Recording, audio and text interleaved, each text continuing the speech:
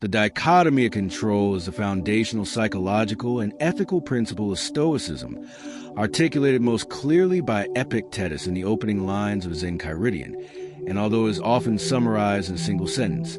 Some things are up to us, and some things are not.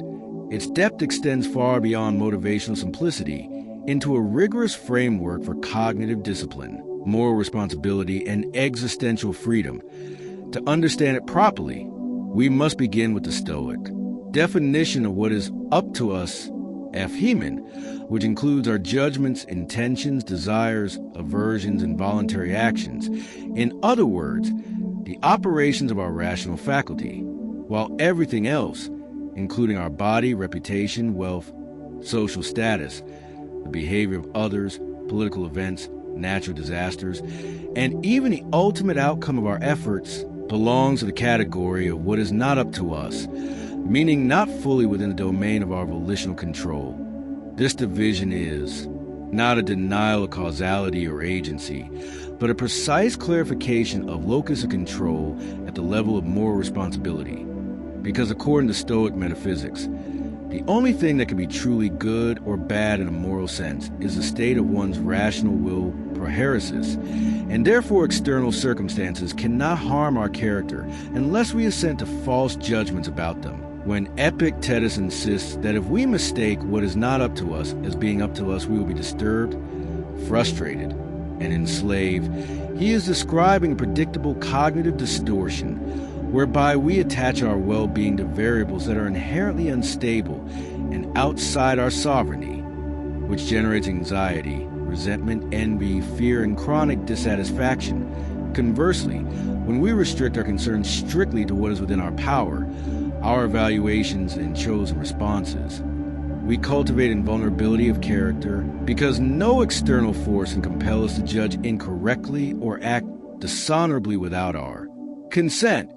This is why the dichotomy of control is not passivity, but radical responsibility, since it demands that we stop blaming circumstances, other people, or fate for our internal state, and instead examine the beliefs through which we interpret events. Consider a practical example. If you apply for a job, your preparation, effort, integrity, and professionalism are within your control, but the hiring manager's decision is not. If you anchor your happiness to getting the job, you hand your tranquility to an external authority. But if you anchor your satisfaction to having acted with excellence and virtue in the process, you retain psychological autonomy regardless of the outcome. The Stoic insight here is subtle yet transformative. Distress does not arise from events themselves, but from our judgments about them, a theme echoed by Epictetus and later by thinkers like Marcus Aurelius in his Meditations and Seneca in his Moral Letters, each reinforcing the principle that emotional disturbance is mediated by interpretation rather than circumstance. The dichotomy of control therefore functions as a cognitive filter that we can apply moment by moment, asking in any situation, is this within my power or not? And then allocating energy accordingly. When someone criticizes you unfairly, their words and opinions are not within your control, but your interpretation, whether you label it as humiliation or as noise, is. When traffic delays you, the congestion is not within your control, but your response, whether you fume or accept, is. When illness strikes, the biological process may not be controllable, but your attitude toward it, your courage, and your patience remain yours. This disciplined separation prevents what the Stoics call passion's path, excessive emotional reactions rooted in false value judgments, because the moment you classify something external as necessary for your happiness, you create dependency and vulnerability. The Stoic does not deny preference.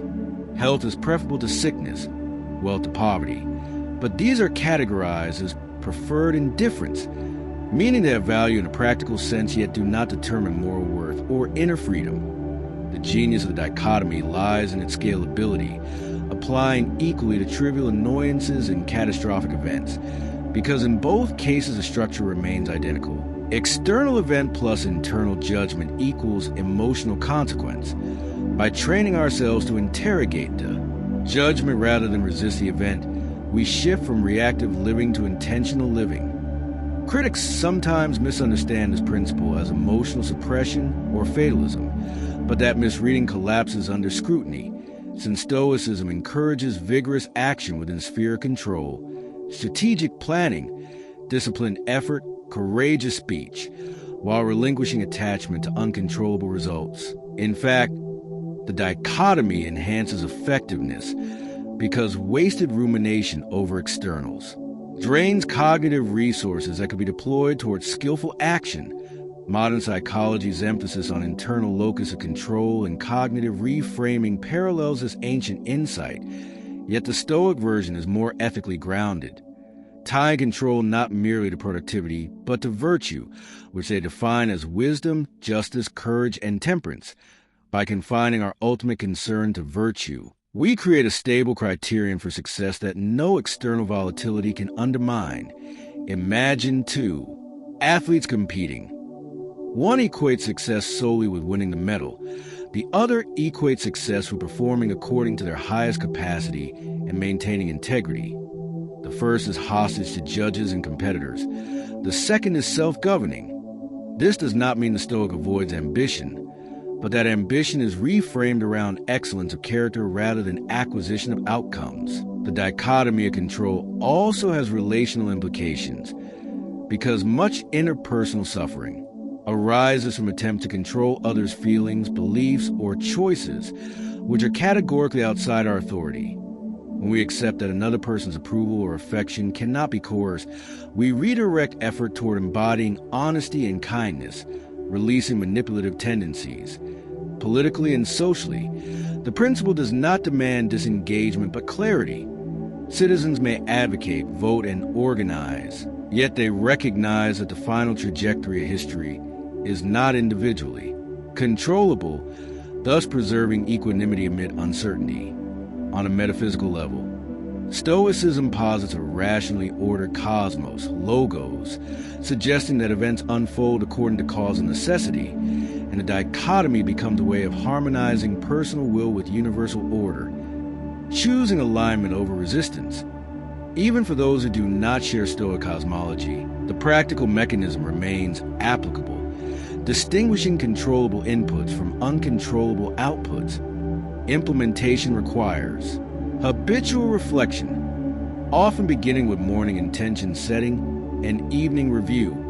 Practices recommended by Marcus Aurelius, in which one anticipates potential frustrations and pre-commits to virtuous response, then later audits whether judgments were consistent with reason. Over time, this cultivates emotional granularity and response latency, creating space between stimulus and reaction. A key nuance is that control in Stoic terms is binary, either fully within the domain of will or not.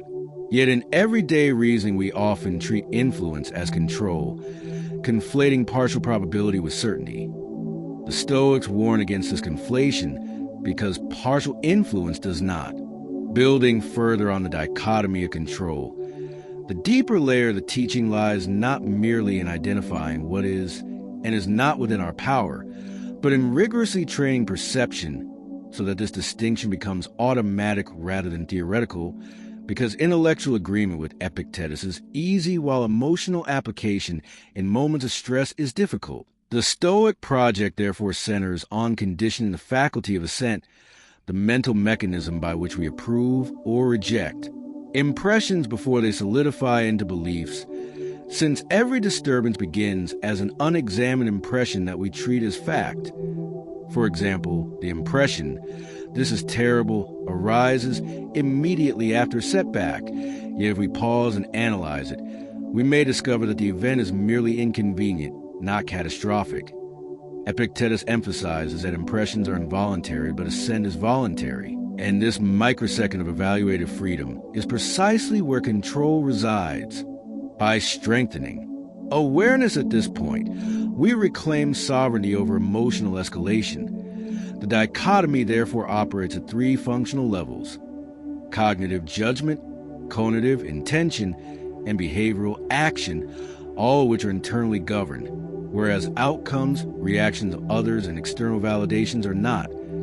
Misunderstanding occurs when people interpret the principle as a call to apathy. Yet Stoic detachment is not emotional numbness, but strategic non-attachment to externals, allowing full engagement without psychological dependency. When Marcus Aurelius writes in his Meditations that you have power over your mind, not outside events, he is not retreating from imperial responsibility, but reinforcing the mental discipline that enabled him to govern under war, plague, and betrayal without losing composure. Similarly, Seneca advises rehearsing adversity so that when fortune shifts, the mind remains balanced, illustrating that preparation is within our control even if prevention is not. To operationalize this in contemporary life, consider performance anxiety. Before a public presentation, you cannot control audience opinion, technological glitches, or market reception, but you can control preparation depth, clarity of slides, rehearsal frequency, posture, breathing, and cognitive framing. If you equate success with universal approval, anxiety spikes because approval is uncontrollable. If you equate success with disciplined execution aligned with your standards, anxiety decreases because execution is controllable. This shift redefines risk tolerance, enabling bolder action precisely because attachment to outcome is loosened. The same structure applies in romantic relationships, where many suffer by attempting to manage another person's emotions, loyalty, or future intentions. Yet those elements lie outside the sphere will.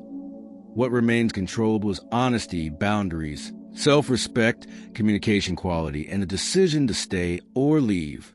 By confining responsibility to these elements, one avoids a corrosive pattern of over-functioning in pursuit of validation.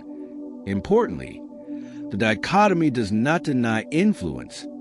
Your behavior may influence others, but influence is probabilistic, not absolute, and Stoic clarity refuses to confuse probability with control. This precision prevents entitlement and resentment, because entitlement arises when we believe effort guarantees outcome, while resentment arises when outcome diverges from expectation. Stoicism neutralizes both by decoupling virtue from reward. On a strategic level, the dichotomy enhances focus by narrowing attention bandwidth to actionable variables, a principle mirrored in modern high-performance training, where athletes concentrate on form, breathing, and technique rather than scoreboard fluctuations. This cognitive narrowing reduces noise and increases execution quality. However, long-term mastery requires confronting a subtle psychological resistance. Humans derive identity from externals, titles, income, praise. So relinquishing attachment can feel like ego erosion. The Stoic response is that identity grounded in externals is inherently unstable, whereas identity grounded in character is portable across contexts. This is why Epictetus, despite enslavement and physical disability, maintained an unassailable sense of freedom because his identity rested in rational choice rather than circumstance. The dichotomy thus becomes an instrument of existential security. Another dimension involves time orientation. We often attempt to control the future through worry, yet worry is a misuse of present agency, since it expends cognitive energy on hypothetical scenarios without altering probability. The Stoic reframes preparation as legitimate control and rumination as illusion control. Similarly, regret attempts to retroactively control the past, which is categorically impossible, whereas reflection extracts lessons, an actionable present. Task, by repeatedly categorizing past and future as outside control except for the learning and planning functions available now, emotional turbulence diminishes. At scale, this philosophy cultivates anti-fragility, because setbacks are metabolized as training stimuli for virtue. When a project fails, the Stoic asks, what aspect of my response is within my governance? Perhaps resilience, humility, analytical correction, or renewed effort. This transforms adversity into curriculum.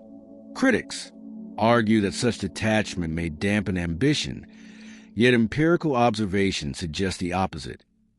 Individuals liberated from fear of uncontrollable loss often take more.